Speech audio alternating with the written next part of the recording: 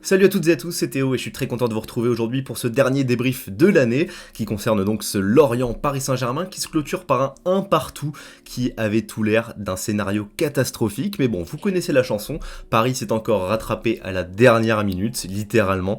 Et oui, Paris qui tout simplement enchaîne les matchs qui se ressemblent, donc forcément le débrief du jour va pas être hyper positif. Mais bon, pour garder un minimum de bonne humeur et pour partir sur de bonnes bases, je vous demande un petit cadeau de Noël qui va être tout simple pour vous, un petit pouce bleu, un petit abonnement, c'est pas grand chose mais ça nous aide énormément. On commence sur de bonnes bases, mais aussi avec une stat qui va peut-être surprendre, ou plutôt déplaire à beaucoup, et j'en fais partie forcément en tant que supporter du Paris Saint-Germain, c'est tout simplement le fait que Paris termine l'année de la même façon qu'il a commencé en tout cas avec le mandat de Pochettino, c'est-à-dire que le premier match sous Pochettino, c'était il y a un an, et c'était contre Saint-Etienne qui s'était soldé par un partout.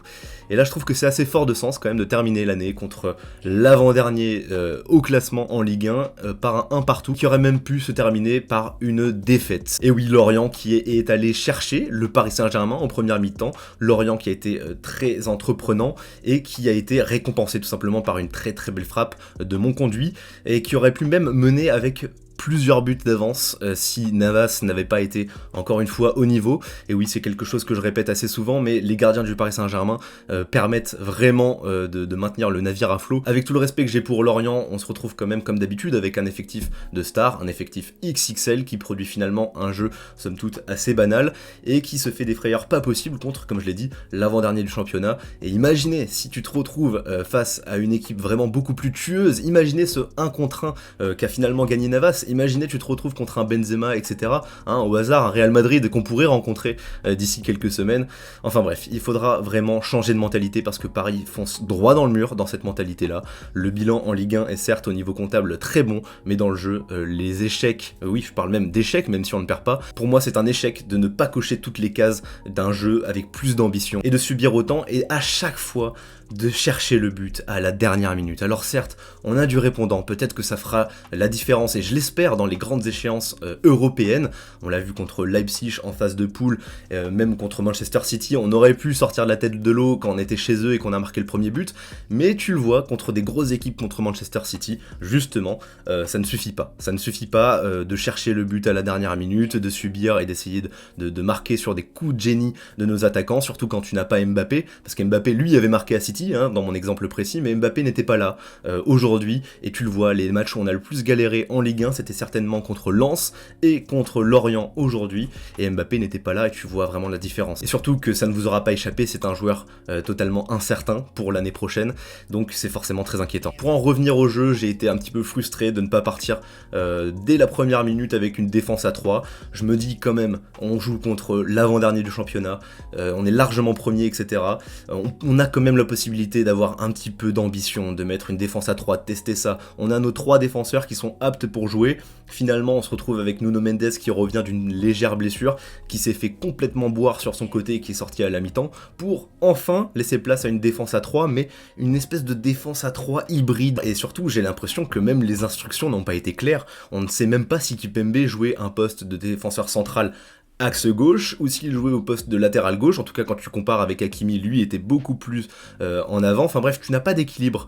Tu vois, avec Di Maria, si Di Maria était piston gauche, bah t'as un énorme fossé entre Kipembe et lui-même. Enfin voilà, pour moi, comme pour vous tous, je pense, j'ai vraiment du mal à comprendre les intentions de jeu de Pochettino. Et pareil, je m'attendais peut-être à voir Xavi Simons dans le 11 de départ, qui avait proposé de très belles choses contre Feigny-Aulnois en Coupe de France. Alors certes, c'était la Coupe de France contre une équipe de National 3, mais toujours est-il que dans les efforts, etc., il proposait quand même quelque chose de très ambitieux. Il n'y a pas de prise de risque pour moi de lancer Xavi Simons, surtout quand tu vois le milieu sans saveur que nous a proposé le Paris Saint-Germain, et puis même de façon générale, là je passe à autre chose, mais niveau finition, c'est pas possible. Quand tu proposes aussi peu de jeu, tu te dois de mettre les ballons au fond. C'est aussi simple que ça quand t'as une telle équipe.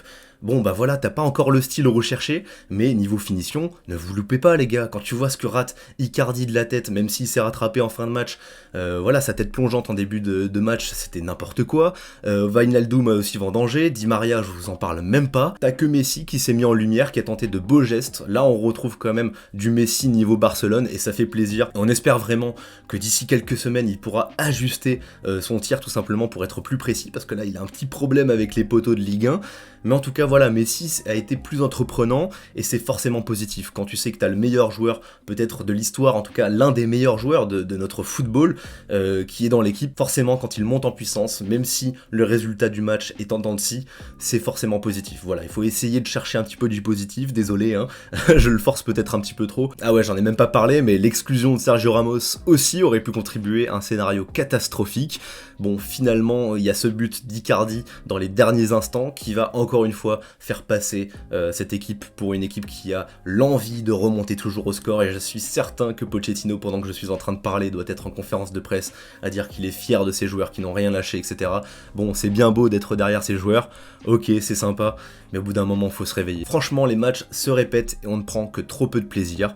Après voilà, faut essayer de relativiser, ce n'est que la première partie de l'année, et ce que voulait aussi Paris, c'était se mettre à l'abri à la fois en Ligue 1 et en Ligue des Champions, tout reste à prouver en seconde partie de saison. Voilà, c'est tout pour ce dernier débrief de l'année, j'espère que ça vous aura plu, même si c'est pas très positif. J'espère avoir été assez lucide, en tout cas n'hésitez pas à donner votre avis dans les commentaires, et on se retrouve dès cette semaine pour quelques petites vidéos de fin d'année, ça va vous plaire, je l'espère en tout cas. En tout cas, c'était un plaisir pour moi d'avoir partagé cette première partie de saison avec vous, et on se retrouve très bientôt sur la chaîne. Allez, c'était Théo pour vous servir, et ciao tout le monde.